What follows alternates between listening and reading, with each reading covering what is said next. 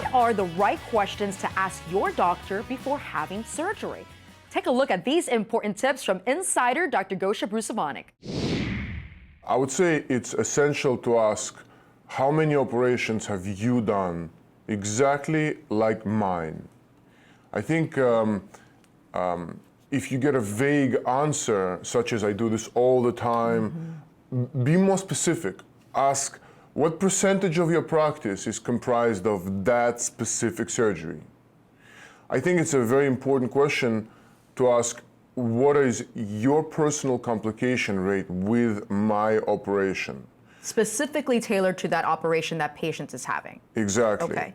And don't accept the statistics.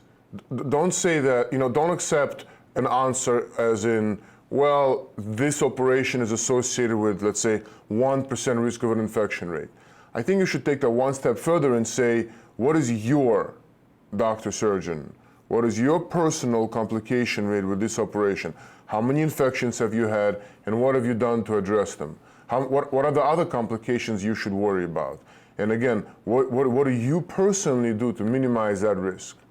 There's something that I love that you do, and we talked about it here on the show before, is that you like to link up new patients with some other patients that have had the same exact surgery so that they can get a first-hand feel as to what goes on during the operation and recovery afterwards. Look, in a way, I'm pretty spoiled. I spend 40 minutes, sometimes an hour with a patient. I don't really rush. I have kind of a boutique practice, but it's easy for me to get through all of the questions, and it's easy for me to set my patients up to talk to other patients because I've already set that up initially when they came in. Right. And before they had surgery, I said to them that after the operation, I may call you to talk to the future patients.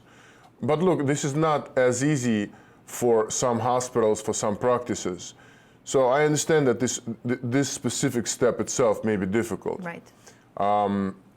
There are good, they used to be called bulletin boards. I guess now it's more discussion forums online, Right. On different social media platforms, where you could really speak to other patients that have gone through a similar experience. Now, you probably won't have an opportunity then to speak to the patients of that specific doctor, but I can still give you an idea of what things are really like after surgery.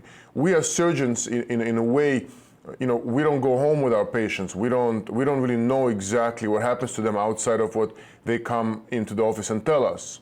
So I think it's very important to really sort of get it out of the horse's mouth and speak to other patients that are going to have the same procedure. Absolutely. Now, another question that some people might not think of is, how can I reach you after hours if there's a problem? And this happens a lot. So why is that important to ask? Oh, that's so essential. And it's essential because that's where you're going to actually need your doctor. That moment where you need him. And if you are unable to get a hold of him, if it's you're calling the service all night long without a response, that's a problem. So that's frustrating, yes. Absolutely. So you definitely want to address that before you go to battle with that surgeon. Will I be speaking to you? Will I be speaking to your resident, to your nurse, to your staff? How will I get help if I'm in trouble?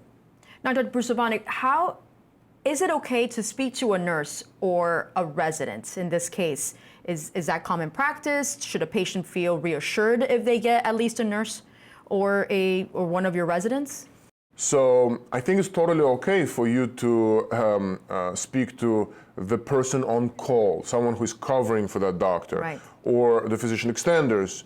But that doesn't mean that that should not result in your concern or your phone call being sort of set aside as less important.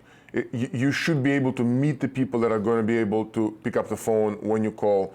You should be able to know that even if it is going to be an on-call person, the word will get to your surgeon. Right. Because you're going to battle, you're making a contract with your surgeon. So you should be able to get a hold of him if you're in trouble. Absolutely. Now, throughout the process of finding the right surgeon, should you be searching or also asking for a second opinion? Oh, I love the second opinion.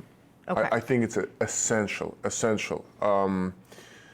A lot of times it may seem redundant or difficult, and patients are suffering, they're under pressure to correct the problem, but there's just like in any field, you measure 3 times before you cut once, and I think that's essentially as important to surgery as possible.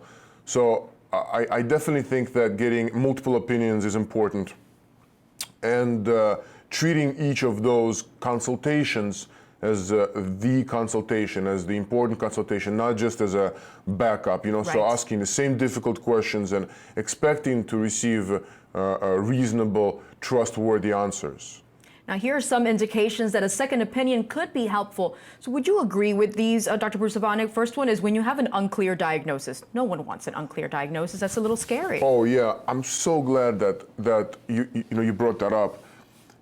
You have to know your diagnosis. I think more so than not, patients will show up with a failed operation and they'll say, I don't know why I did it. I did it because my doctor said I had to do it.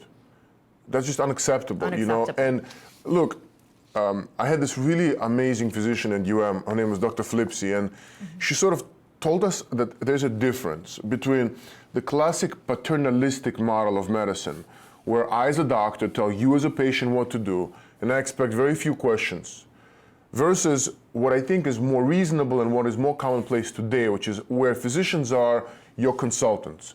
And you want to trust your consultants, but you always want to second guess them. You always want to get a second opinion.